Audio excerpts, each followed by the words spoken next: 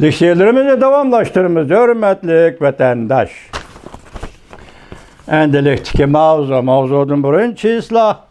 Bugünkü islah 2021 yıl 4. ayının 23. günü. Mavzumunda Amerika Qo'shma Shtatlar Davlat Majlisi Kengash palatasi Beijing'de o'tkaziladigan qishliq olimpik yig'inini diplomatiya sohasida cheklaydi. Mavzuli xabar 4. ayning 22 kuni Vanve torbetida e'lon qilindi. Xabar mundaq boshlanadi. Kengash palatasi komiteti bir turlik Amerika Qo'shma Shtatlarining Beijing'de o'tkaziladigan qishliq olimpik murosimiga qatnashishni cheklaydigan qaror loyihasini tasdiqladi. Bu jungoga qartilgan bir turlik keng taraflik qonun tuzish harakatining bir qismidir.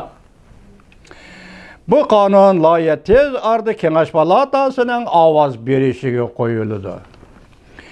Bloomberg agentliği xabar qilib mundaq ko'rsatdi. Diplomatik harakat bilan cheklash.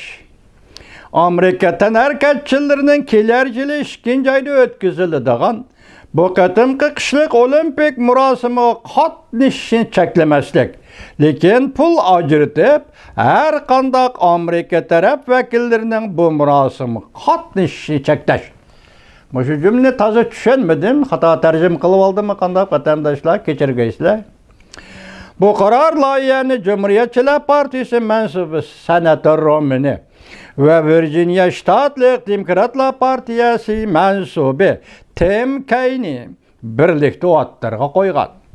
O'ttirga qo'yganda Hong Kong ve Uyg'uristonda kishilik huquq masalasini asos qilib turib o'ttirga qo'ygan edi. Bu qonun loyihasi qarornoma jungoning kun sayin o'sayotgan iqtisodiy va strategik kuchiga taqabul turish uchun tuzilayotgan, o'zgartirilayotgan qonunlar qatoriga kirgiziladi. Senator Romney guvohlik berish yig'inida mundaq ko'rsatdi. Kishini jirkandiradigan bir taraf shuki, Xalqaro Olimpik komitetining Beijingni xalqaro uchrashuv sahnasi bilan ta'minlaganligidir. Oshkora holda irqiy qirg'inchilik bilan shug'ullanayotgan bir davlatning o'xshashli bir vaqtda olimpik murosim o'tkazganligi kishini xushal qilmaydi va chidab turg'ili bo'lmaydi, deb ko'rsatdi senator Romney. Senator Romney yana mundaq ko'rsatdi.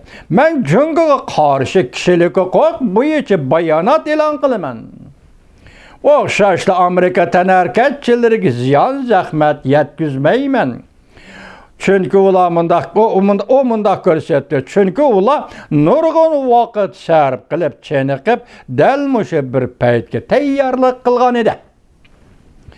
Senator Chuck Schumer Brown mundaq ko'rsatgan edi.